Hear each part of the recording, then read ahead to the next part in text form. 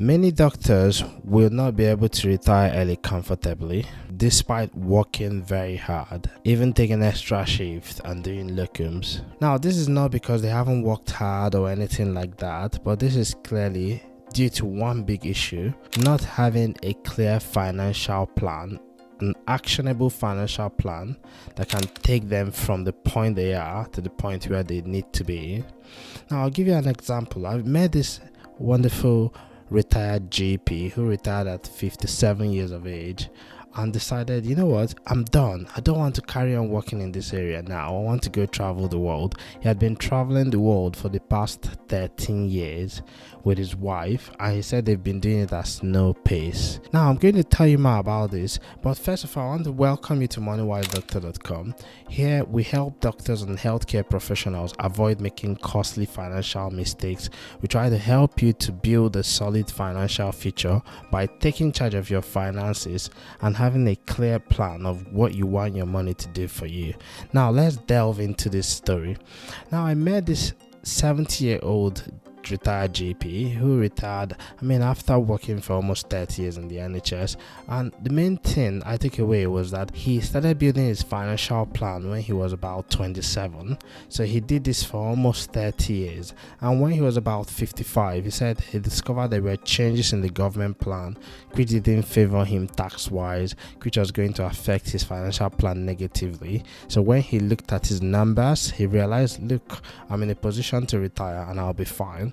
And he decided to take his retirement from then, and for the past 13 years they've gone to 97 countries, traveling by water mostly and sometimes by air. And he said to me, look, I got stuck in the Caribbean during COVID, so I don't really know what the regulations and the rules were in the UK. And I said, you know what, there are worse places to be stuck during the COVID pandemic, so well done on you. Now, despite the details of the trips he shared with me, there are a few lessons which I drew out, and I want to share those lessons with you today. Number one is to have a clear financial plan. No doctor or healthcare professional, dentist or nurse who I know who has retired early, comfortably, did it by chance. They all seem to have a clear financial plan. From day one, they knew where they wanted to go, and they knew where they wanted to end up, and they knew that if the plan doesn't work, this is what they were going to do as plan B. So you need to have a clear financial plan. This is the starting point. Without that, it's going to be difficult. You're just going to have to go by the NHS plan, which is retire by 68 or 65, depending on what NHS pension plan you are on.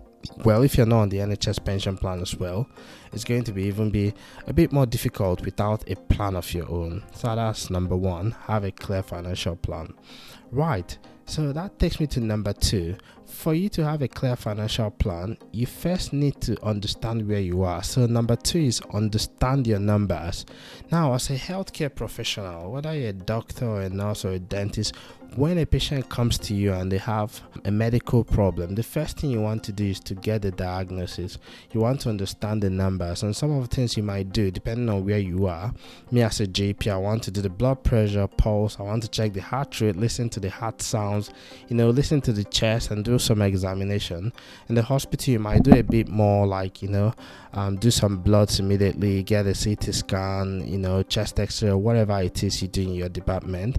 So you want to do some numbers already that will give you an idea.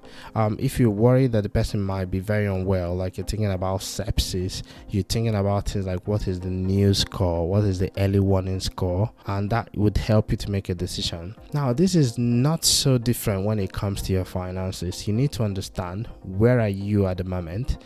Are you at risk of working far beyond when you want to retire? Are you doing okay? Are there some areas where you're doing much better and some areas that need improvement? So you need to know your numbers. Now, how do you know your numbers? There are a few ways you can do this, and the commonest way is, one, you could talk to a financial advisor. Of course, you need to find one that is really good and not overpay for it. That would be one way to start. A good financial advisor that understands how the NHS works and understand your current situation might be able to help help, but that's not the best way to start, I would say. Number 2, you could go try to do it by yourself, download some online calculators, try a few different things here and there, but that could take quite a bit of time and you're not really sure of what you're getting. But the third and by far my favorite way will be to take a quiz. So there's a Moneywise Doctor Quiz which we designed last year. It's a bit of a scorecard. It scores you in different areas of your finances. It looks at your earnings, it looks at your investing, it looks at your savings, and it looks at things like security, insurance, whether you're properly covered in some areas.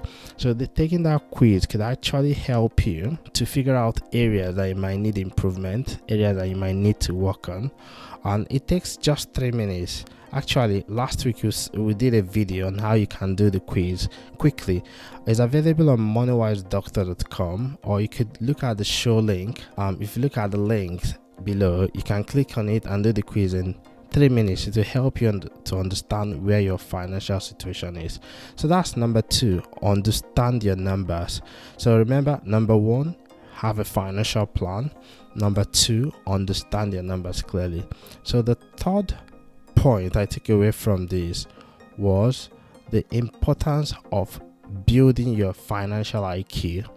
So a lot of times why doctors and healthcare professionals fall into the wrong financial plan or end up paying so much for bad financial advice and they find out too late is because they haven't actually built their own financial IQ.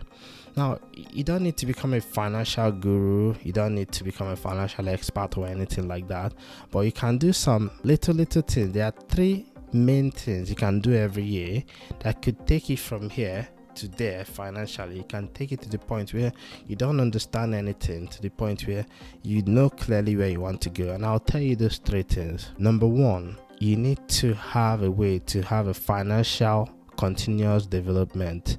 So the same way you do your CPD, you do your continuous professional development, and every year you learn some things. You renew your license, adult safeguarding, your BLS for basic life support. You need to have a plan for your financial CPD. Now there are a few ways to go about it. One, I'll say, is the annual book plan. So read a good solid financial book every year. Now if you look at my bookshelf, I have some all the way down and I have some upstairs as well every year, and I have about 100-200 books on Audible. I'll say read just one is enough. I understand you're a doctor, I understand you're a nurse, I understand you're a healthcare professional, you're very busy, so I'm not asking you to read 100 books like myself. You can read just one good book every year. Imagine you started reading one book from the beginning of your career till now. You'd have read like maybe 20 if you've been a medic for 20 years, or at least 10. But if over the course of a 20-30 year career you read one book every year, you would have accumulated so much financial knowledge that it would be difficult for a financial advisor, if they're not the right type, to lead you astray. Now there are multiple good books, and we'll do a separate video on the books to start with, but one good one I recommend is The Psychology of Money. You can check the link in the show notes, or you can check it on Amazon. It's also on Audible. It's a very good book. You can start with that.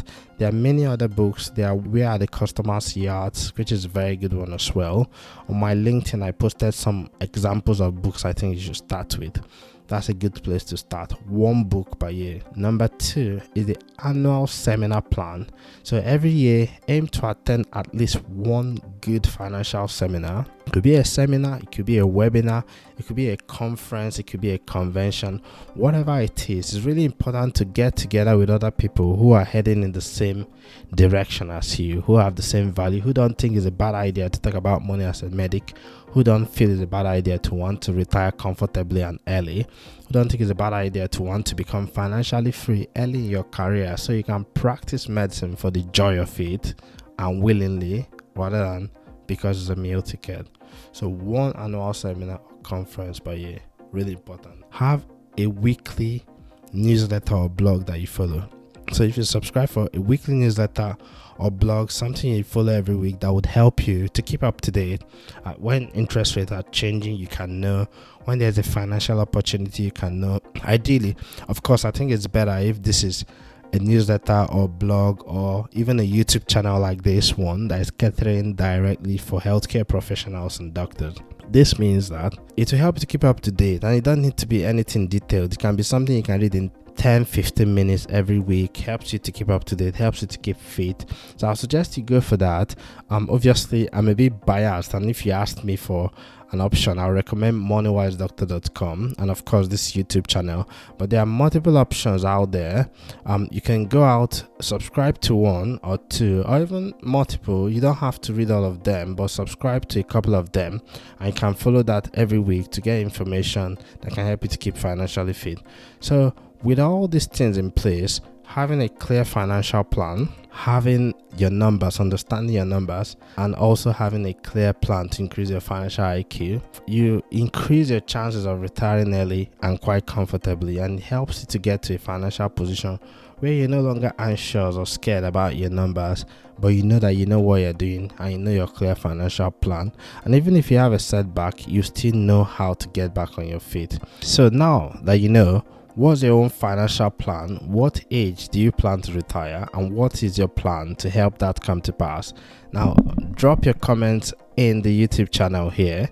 And if you have a questions, you have things you like to ask, or you like videos about anything finance related to doctors or healthcare professionals, or anything financial that you like to ask, or you like your video about, drop it in the comment here for me. Don't be shy to share these videos to your colleagues to help them to understand how to build a strong financial future. Well, thank you for sticking around and thank you for listening, and till next time. All right, bye bye.